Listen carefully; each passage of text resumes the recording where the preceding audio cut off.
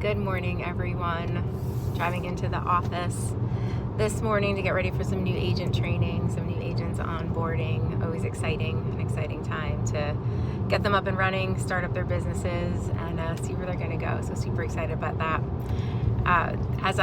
Before I got in the car this morning, though, I started reading some comments that I've been getting on my YouTube channel posts about renting, myths with renting, and on TikTok. And I wanted to come on this morning and talk to you about the number one myth that I see and hear every single day.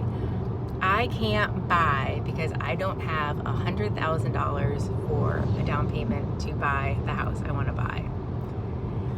Newsflash, me either, and neither does about 65% of home buyers that are buying houses.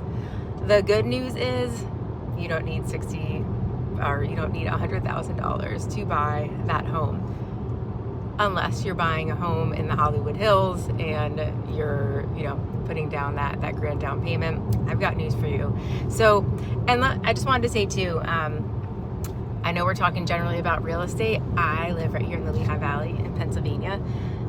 So when I give the micro economical views, it's always micro for this area of Pennsylvania.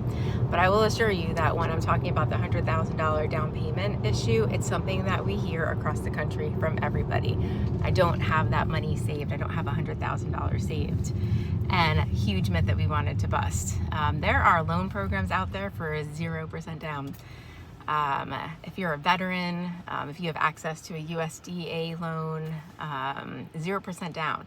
But what we see a lot more is 3% conventional, 3.5% FHA, 5% down programs, 10% down conventional.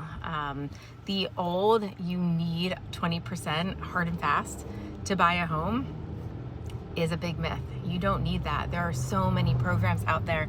There are down payment assistance programs. There are sellers willing to offer seller assist, which is them paying a portion of your closing costs.